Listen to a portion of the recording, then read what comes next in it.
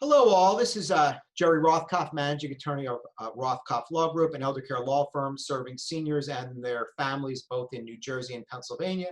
This is our continuing series interviewing people of influence, people who have something to contribute in both New Jersey and Pennsylvania. And today we are privileged, and I am privileged, but we all should be privileged to have Susan Shifrin with us. Susan is the executive director of a nonprofit called ARTZ Philadelphia, and I'll let Susan tell you all about ARTZ Philadelphia. But let me just say, I'm one of Susan's biggest fans. I met Susan probably a little over 3 years ago or so, and let me just tell you how I met Susan.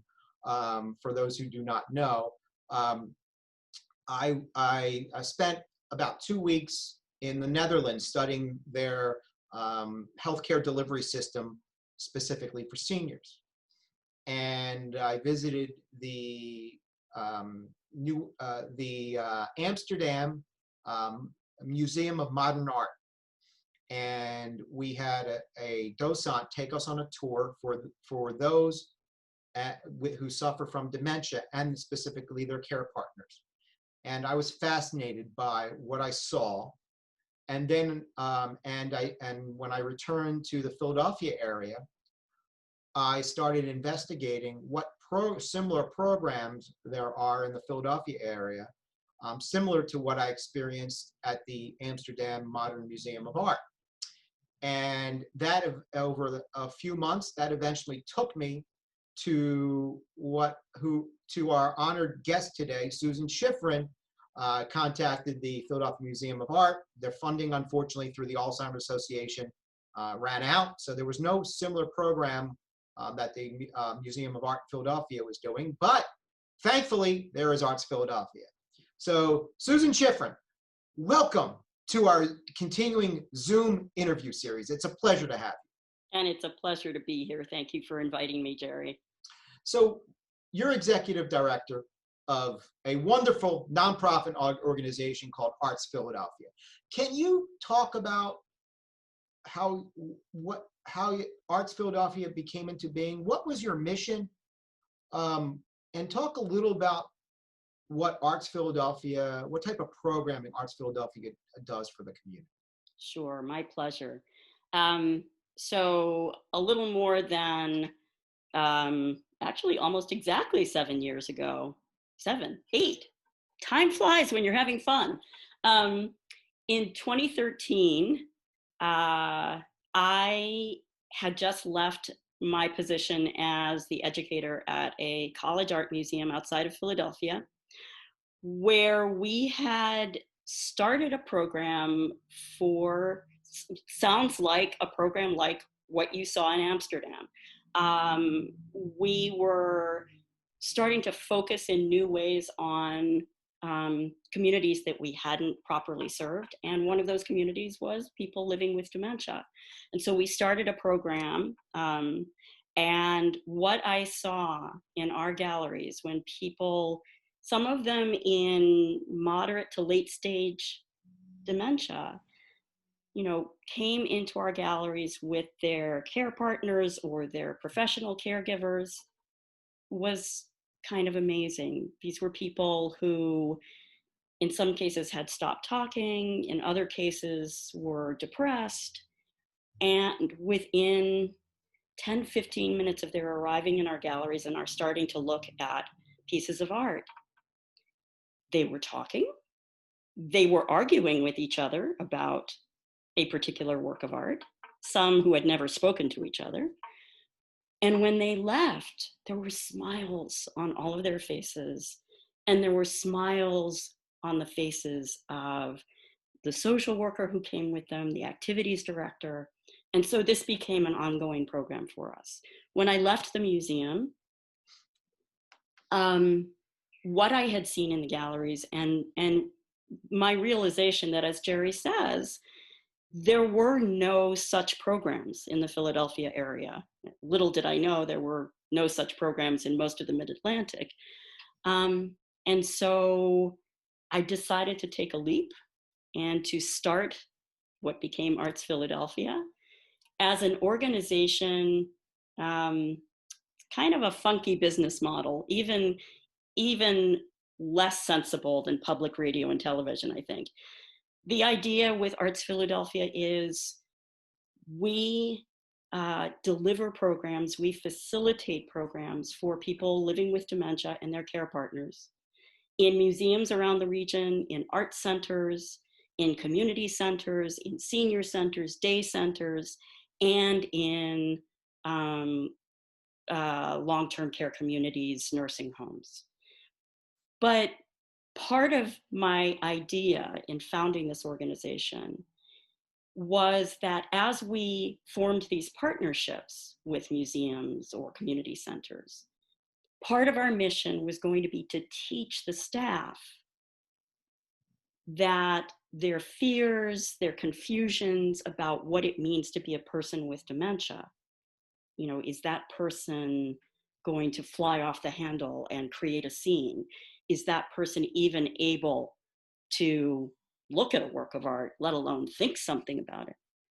Part of our mission is to acclimate our host sites to the extraordinary people inside that diagnosis. And the beauty is what really attracted me to ARTZ Philadelphia is what I love, and unfortunately we do not see enough today for those who have dementia or Alzheimer's disease, is the fact that it's programming specifically designed to enhance the lives of those with Alzheimer's or related dementia, Mm-hmm. combined with their care partners. There's many programs available for the caregivers themselves, which are equally important. I don't want to minimize Mm-hmm. whether it's support groups, whether there's lots of programs.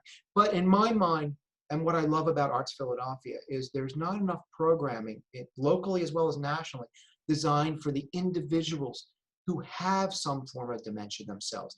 And it's enhancing their lives. It's not about death and dying. It's about living your life to the fullest. And I know over the past 90 days, ARTZ Philadelphia has went many, as well as many other service providers have struggled with that. So let's talk about some programming that ARTZ Philadelphia was previously doing. And I know there's arts in the community. There's you bring arts to a long-term care type of setting. Let's talk about some of the programming that you were doing middle of March and how you had to reinvent yourselves in relation to COVID-19. Absolutely.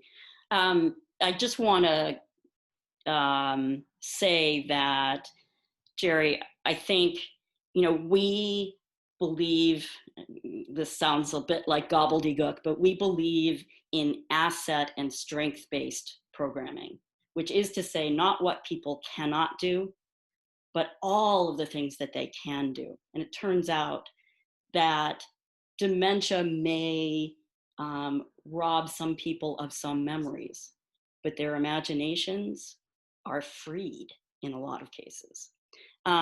So what kinds of programs were we doing before March? We have a set of what we call our flagship programs: Arts at the Museum, Arts on the Road, which is in care communities and nursing homes, Arts in the Making, which is also in care communities and nursing homes, but it's, while the other two programs are rooted in conversation about art, Arts in the Making is making art. And our fabulous, huge-hearted facilitator, Sue Brown, always talks about how it's about process, it's not about product. And yet, Jerry, I think you'd be the first one to say, as the proud owner of one of the pieces done by our communities, that what comes from the expression of people's imaginations in the form of what they've created is more times than not stunningly beautiful. So we have the best of both worlds. We have this very rich and joyful process And then we see the talents of people who have been essentially written off. In addition to those flagship programs, we have an ongoing program that we do with medical and other health profession students at Jefferson. We have neighborhood-based projects in North Philadelphia and a bunch of other stuff. But people know us best for our flagship programs and for our program ARTZ at Jefferson. So what happened in March? Oh, yes? Yeah, that's fine. So these programs are all on site, either in a community, at a museum. That's right. There was no ability to do these programs in essence in virtually. So what did, for obvious reasons, all that had to change. Yep. So let's talk about how you adapted, and maybe even more importantly than how you adapted, how has that changed what your outlook is in the future regarding the future of ARTZ Philadelphia? Absolutely. That's, we've spent so much time trying to figure out, how do we do this? We're now starting to do exactly what you've said, Jerry, which is to think, what have we learned and how is that going to change our structure of how we do programming into the future? So, Jerry, you're absolutely right. All of our programs previous to March were on site somewhere. And I'll just point out that what that meant, unfortunately, and this is something I've been keenly aware of, is that people who are homebound, cannot leave their homes, were unable to take advantage of anything we offered.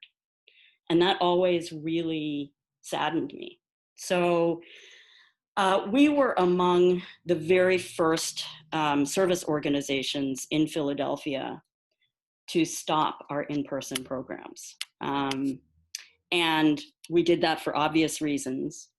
But I had a certain amount of experience using Zoom for board meetings, but also, if there was a blizzard, the last thing that I want is for our, octogenarian care partners driving on icy streets. And so I had played a little in the past with trying some programs on Zoom. And I knew that with the outbreak of COVID, our only option was going to be to expand that. And so about 2 weeks after we stopped in-person programs, we started doing online programs.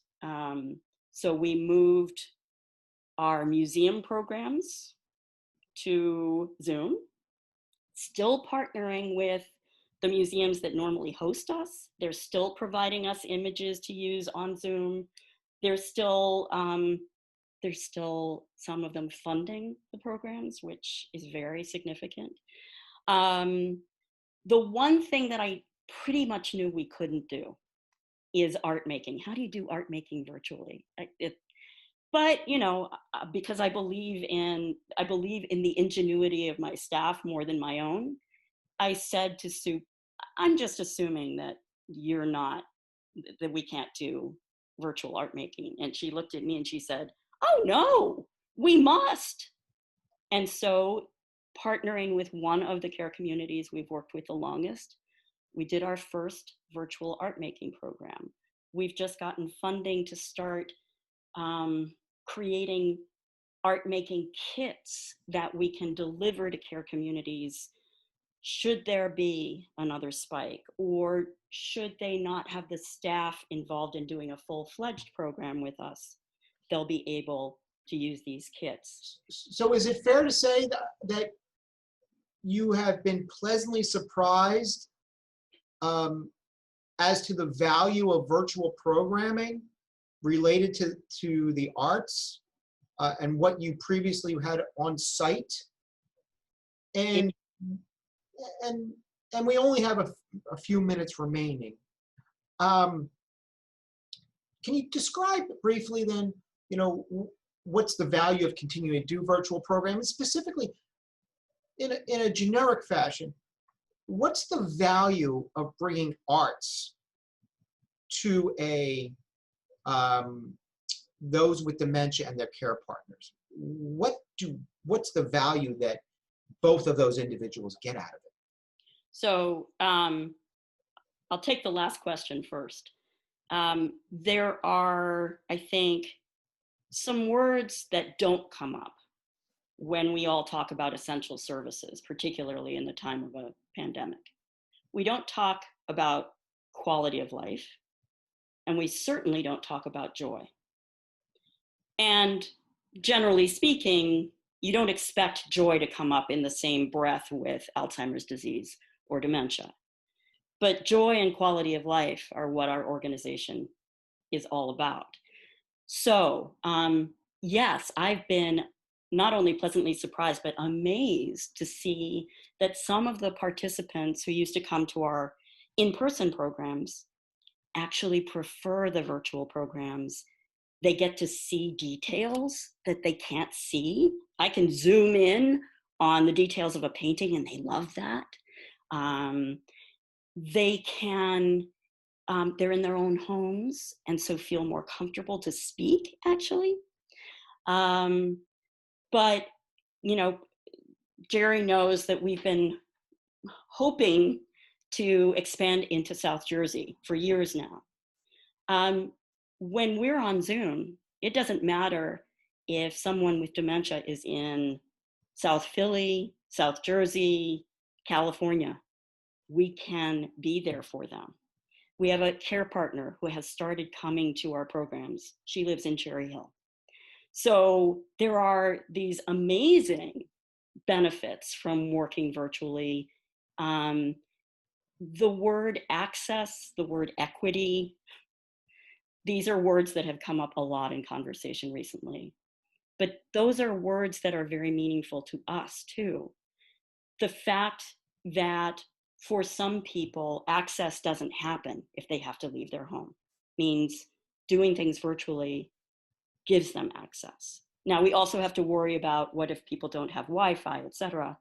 We're working on that too. So into the future, we've all agreed, all of our program staff have agreed that when we have a vaccine for COVID-19 and we all start seeing each other in person again, we must continue our virtual programming because we need to serve people who are homebound. We need to be able to bring that joy and that quality of life to them.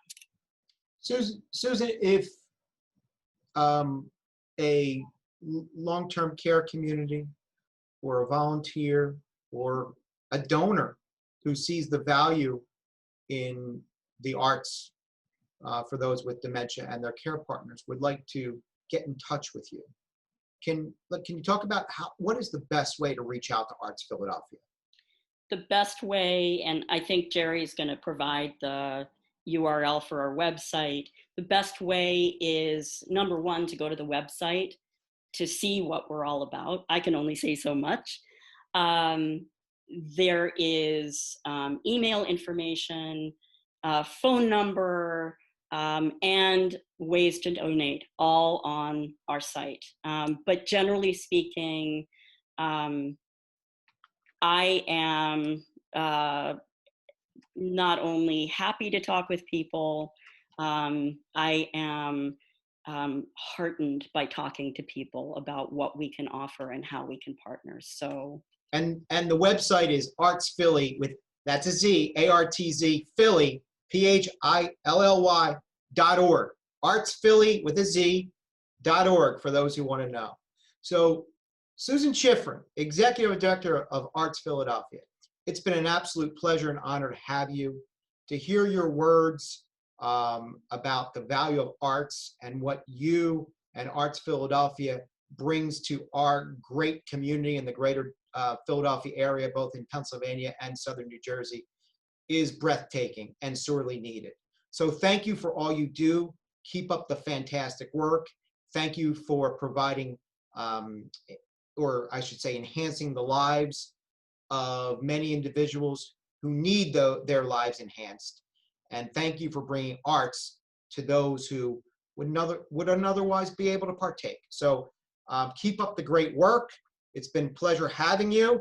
And I'm sure we'll be talking together soon. And I hope those who are watching this will start getting involved in the ARTZ Philadelphia community as a whole. So thank you again, Susan. And thank you, Jerry. Always a pleasure. You are quite welcome.